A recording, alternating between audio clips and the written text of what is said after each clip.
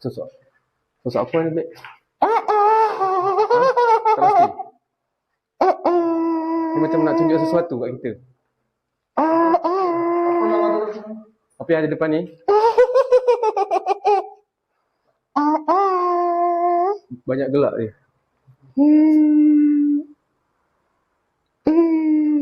Boleh tunjukkan? Boleh tunjukkan dekat kami? Boleh tunjukkan dekat kami? Berhenti. Setapak ke belakang. Kamu setapak ke belakang. Kamu setapak ke belakang. Siapa? Siapa yang di depan?